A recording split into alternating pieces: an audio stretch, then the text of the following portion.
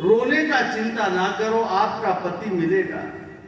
द्वापर में भगवान कृष्ण के पुत्र बनकर तुम्हारा पति मिलेगा, चिंता ना करो। लेकिन यह कहकर भूत भावन कामदेव की पत्नी को, रति को सांत्वना दिए। उसी स्थान पर नारद जी बैठकर तप कर रहे हैं और कामदेव को परास्त कर दिए। नारद जब कामदेव चला गया महाराज,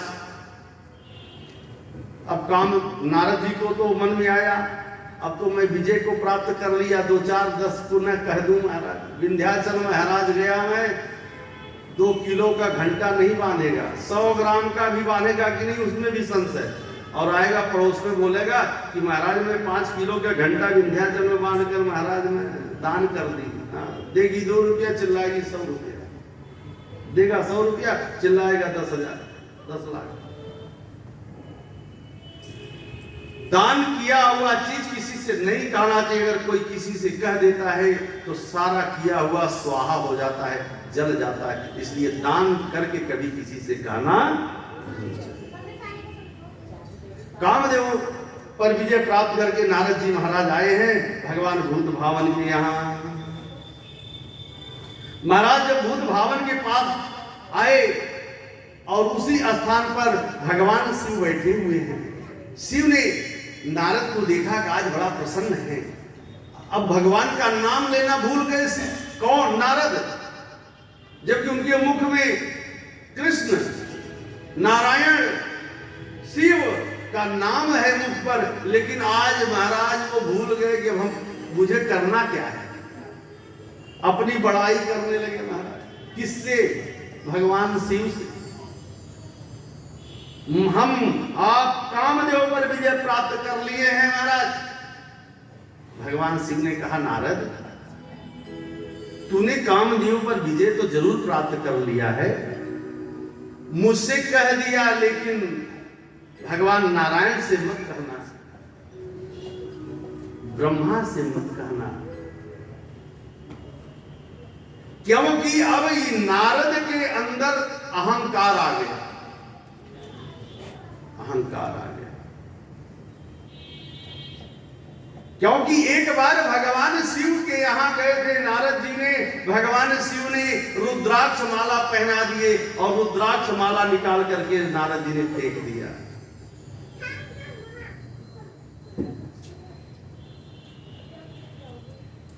कहते हैं मैं कामदेव पर जीत लिया। हे बाबा, मैंने कामदेव को पर विजय प्राप्त कर लिया।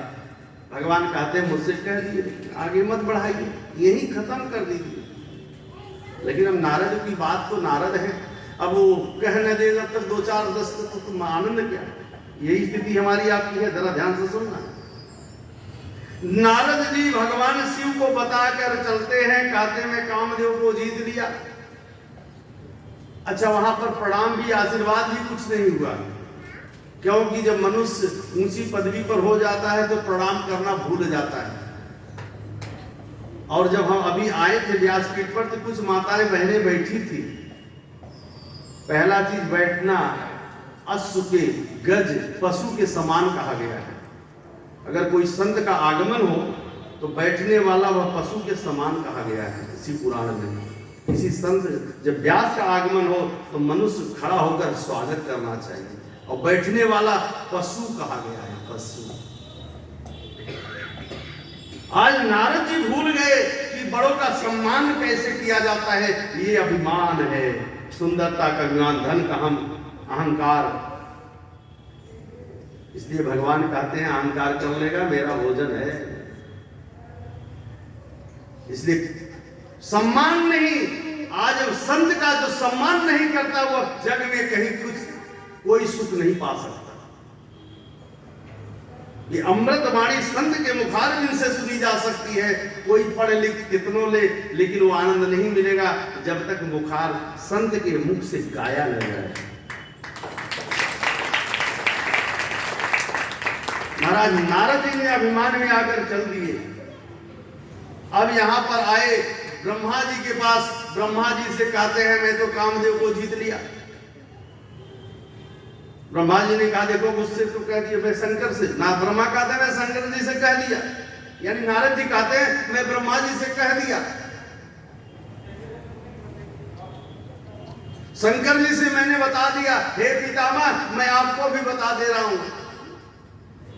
और ब्रह्मा जी कहते हैं मुझे बता दिए, शिव कल्याण करने वाले हैं, वो तो क्षमा कर देंगे, और मैं तो आपका पिता ही हूं, मैं कहूं नहीं, किसी से नहीं कहूंगा, लेकिन भगवान हरि से मत कहना, नारायण से मत कहना।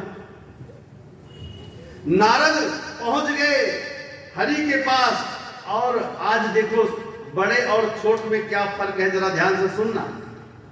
अभिमानी और ज्ञानी में क्या फर्क है, ध्यान से सुनना।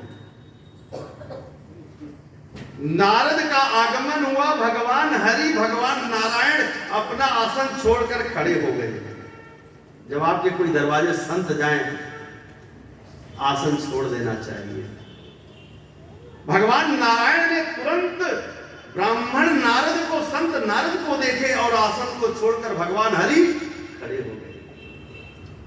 ये फर्क है। बताइए किम कुशलम, नारद जी क्या कुशलता है। बड़ी भूरी भूरी प्रशंसा करने लगे नारद जी। भगवान हंसने लगे, क्यों? क्यों शांताकारं भुजगशयनं पद्मनाभं सुरेशं विश्वाधार गगन सदृश्यं मेघवर्णं शुभांगं लक्ष्मीकान्तं कमलनयनं योगी विद्यानगम्यं वन्दे विष्णुं भवभयहरं सर्वलोकैकनाथं। भगवान नारायण शांता है, एकदम शांत है। नारद को भूरी भूरी प्रशंसा करने लगे भगवान। आइए नारद, क्या हुआ? नारद उतने फूल के महाराज व्याख्या करने लगे, मैं कामदेव को जीत लिया। अब हम छोट बन गए, इसका मतलब थोड़ी है कि आप विद्वता की प्रशंसा हमसे सुनाओ। अब हमसे कोई अगर शिव पुराण की कथा, रुद्र पुराण या कोई चीज प्रशंसा भूल भूल करे तो बताओ कैसा लगेगा? हम तो खुश हो रहे हैं ना, चलो कोई मुझे सुना तो रहा है। भगवान प्रसन्न हो गए, अरे नारद आपने बहुत अच्छा काम किया, आपने कामदेव को जीत लिया। अरे कौन है आपके मुकाबला, कोई है ऐसा? आप तो भूल कर महाराज। नारद चकचक हो गए। भगवान ने कहा नारद कामदेव को जीत लिया, अब बोले महाराज अब सब कोई सृष्टि होवे नहीं करेगी, कामना रहित हो जाएगा, संतान नहीं होगा। नारद, भगवान ने कहा नारद चिंता ना करो, बैठे बैठे मेरे भगवान हरि एक माया का सुंदर नगरी बसा दिए। बैठे बैठे सुंदर माया की नगरी बसा दिए, और बसा करके महाराज उसमें एक राजा बना दिए जिनका नाम है शील निधि। नगरी में शील निधि नाम के राजा को बैठा दिए, और उनकी एक पुत्री है जिनका नाम है श्रीमती। श्रीमती शील निधि महाराज के यहाँ नारद पहुंच गए। शील निधि ने नारद को देखा, बड़ा स्वागत किया, सम्मान किया, कहा जरा मेरी बेटी को हाथ देख लीजिए। नारद महाराज हाथ देखने लगे उस कन्या का। बोले महाराज इसका जो पति होगा स्वयं हरि की तरह होगा, बहुत भाग्यवान है यह कन्या, इसे जो ग्रहण करेगा वह अचल अमर रहेगा।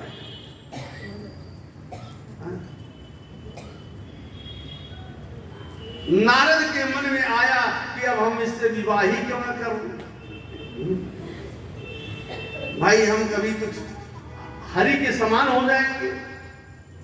नारद के मन में आया, अब यहां से हाथ दे करके शील निधि राजा के यहां से भगवान हरि के पास पहुंच गए, भगवान विष्णु के यहां पहुंच गए, नारायण के पास पहुंच गए। और वहां पहुंचने के बाद भगवान हरि से कहते हैं, हे नाथ, हे नारायण, हे हरि, अपना मुख दे दीजिए। क्या दे दीजिए? मुख दे दीजिए, अपना मुख दे दीजिए।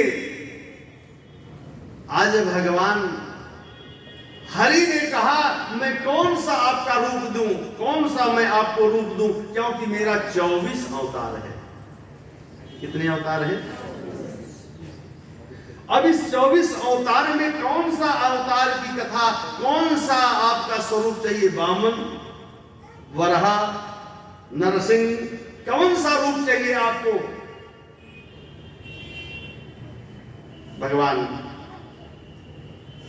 नारद जी ने भूरी भूरी भगवान को प्रशंसा कर रहे हैं, हे नाथ आप अपना मुख दे दीजिए। भगवान ने पूछा नारद कौन सा मुख दूं?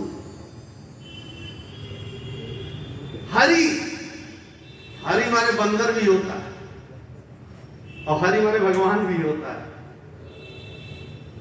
तो कौन सा रूप? हरि। तो उन्होंने हरि मांगा तो भगवान ने बंदर का मुख।